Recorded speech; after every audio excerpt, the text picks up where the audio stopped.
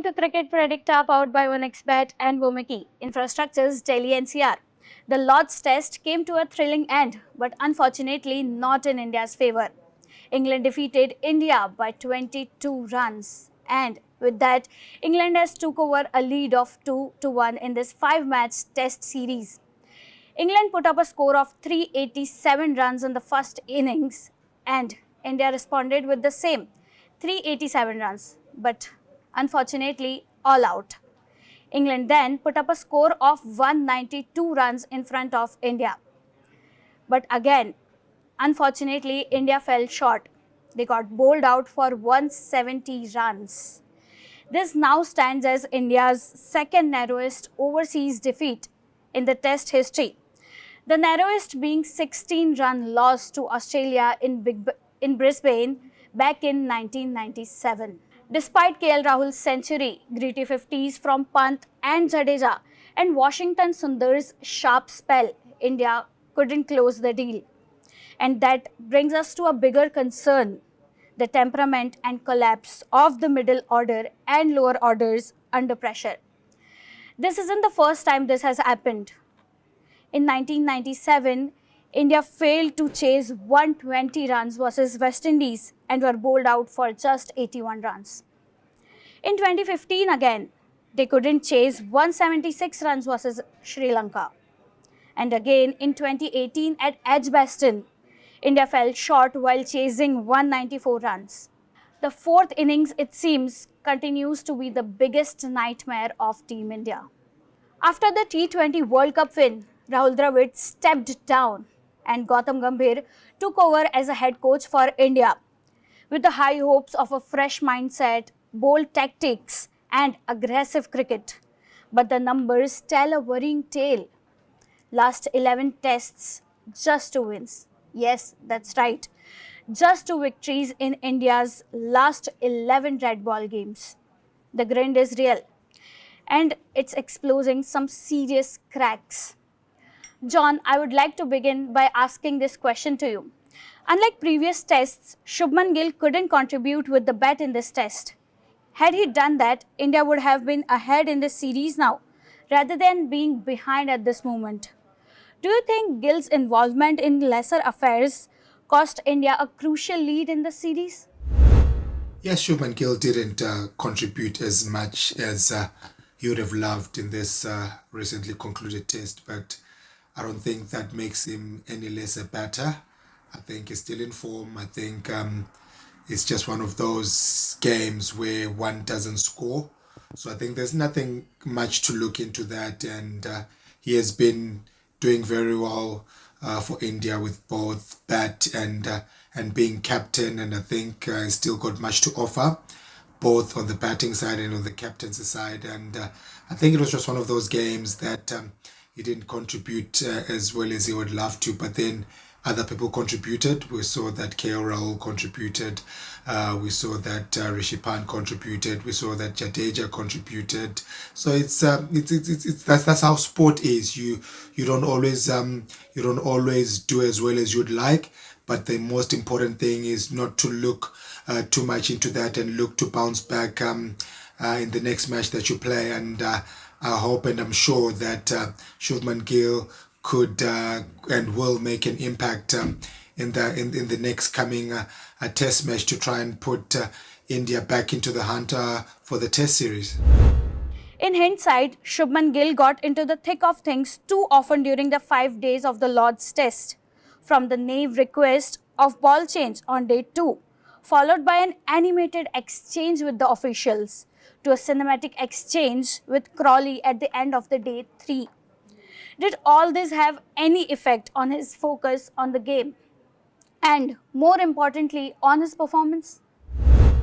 I think it's all in gamesmanship, and we could look at it and say Shubman Gill was not meant to change that ball, but then they felt that ball wasn't doing much, and we've seen that has been the issue with quite a number of the Dukes balls that get soft quickly, that lose shape quickly, and the fact that it didn't fit into those rings meant that the ball was definitely needing to be changed.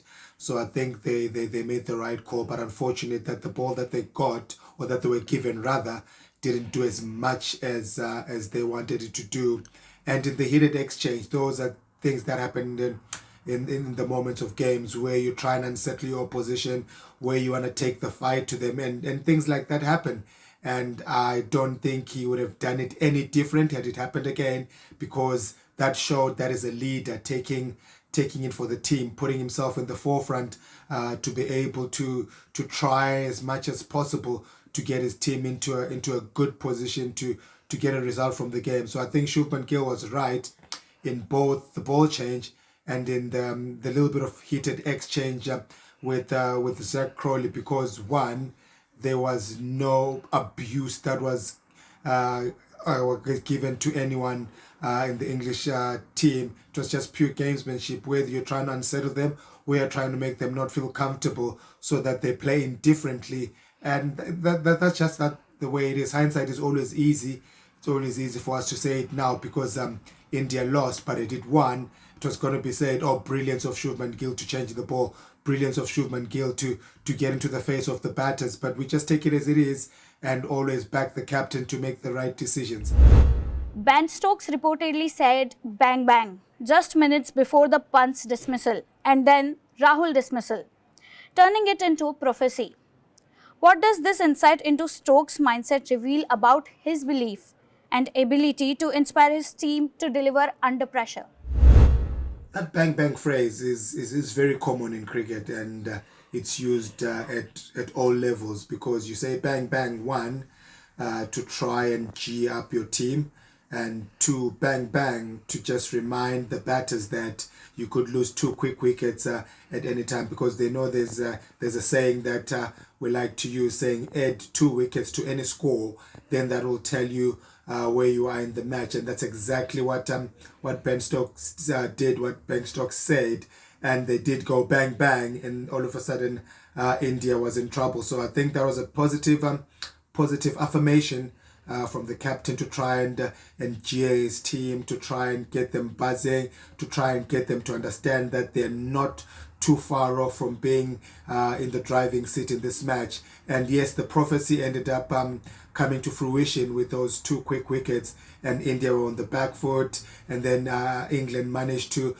take the win. So it was good to see and hear Ben Stokes say that it was good to see his team reacting to that chant, putting the pressure and actually managing to go bang bang as they had said. So it was very good on his part, but also most importantly, very good on his team to be able to back that chant and deliver as well.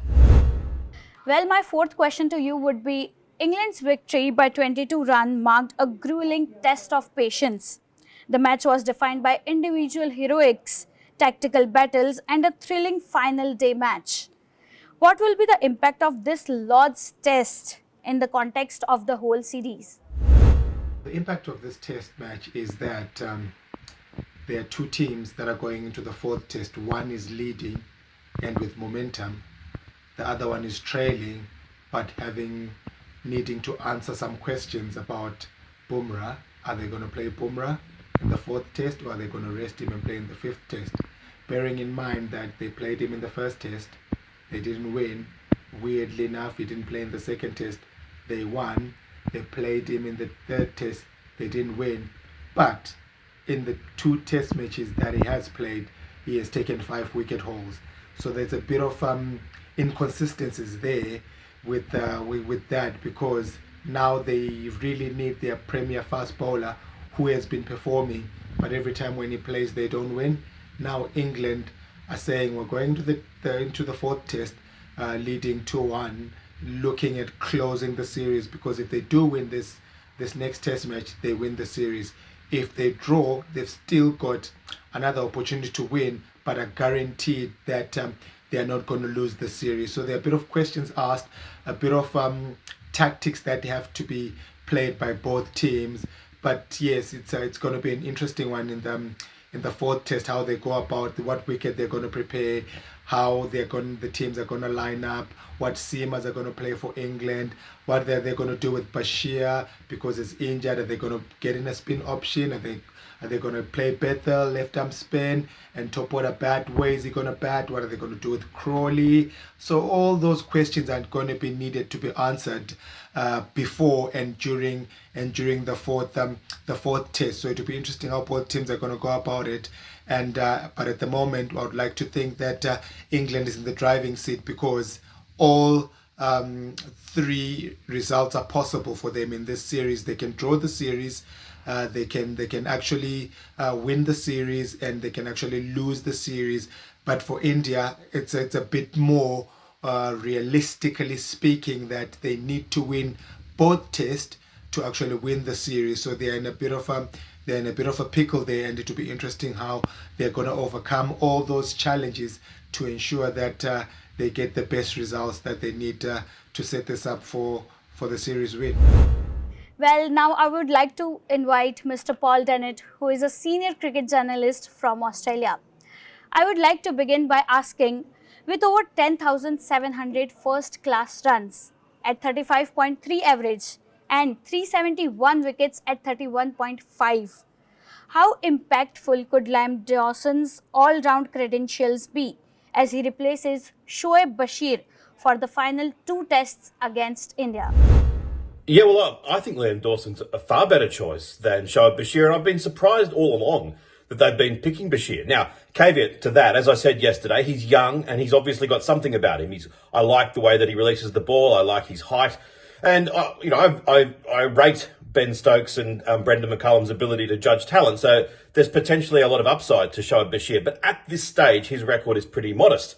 Compare that to Dawson, albeit a veteran. But his overall, as you say, first-class bowling average in the very low 30s is pretty good in English conditions. And I like the fact that he's a left-arm orthodox as well. That it's like having why I'm always eager for India to pick Ravi Jadeja no matter the conditions, because if late in the game the ball starts to have a little bit of variable turn, then he's attacking both edges and he becomes very dynamic. And just like Jadeja, Dawson has a very fine batting record as well. And looking through his recent career, it seems it's probably in the last few years that with bat and ball, he's in the best form of his career. So I think his inclusion actually strengthens the England side. India claimed 12 bold dismissals in the Lord's Test versus England in 2025, their most ever in a single test. What does this stat reveal about the precision and impact of India's bowling attack in seam-friendly conditions? Well, I loved it. I mean, partially it was just a reflection of conditions, and partially there were some interesting shots a couple of times from the England batters. But all in all, one of my real bugbears in Test cricket is a reluctance to attack the stumps. I often watch and am just looking for ball after ball. What percentage are they actually kind of aiming at the top of off? Of course, you've got to have the variety, you've got to have bounces, you can't always bowl there. And if you get too full, then you do get driven by top players. But I think that the risk that most sides are unwilling to take is being driven a little bit too often. You hear Michael Holding talking about it and saying that what's 3 boundaries? 3 boundaries through the covers, the next one they might nick to the slips. So you've got to take that risk-reward proposition. And the fact that I was reading that in the second innings, India were attacking the stumps 22% of the time, which is one of the higher proportions that I've ever seen. It's the way to win games of cricket. And I think that that's what the Indian bowling attack should continue to focus on for the rest of the series. India has lost many matches while chasing a target of 200 runs or less, the most by any team in the history.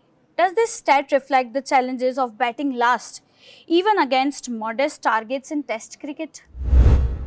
Well, I think the biggest thing that reflects is that England have just played far more Test cricket than any other country. It's something that annoys me, because obviously Australia and England played the first Test match together, and so you would think, given they've played Test cricket for the same length of time, that the two nations would have played broadly a similar amount of Test matches. But it's just not the case. And in the early years of the 20th century, England were having Test match after Test match. Every summer they would have Test matches from the 1920s onwards, never an off season. Whereas Australia, all the way through until 1970, would often have summers where we had no international teams touring here. So I think England played a lot of test matches in the old days when the scores were lower. And so I think the fact that they have had more unsuccessful 200-run chases in the fourth innings just reflects that, yeah, they are the most devoted to the test match format.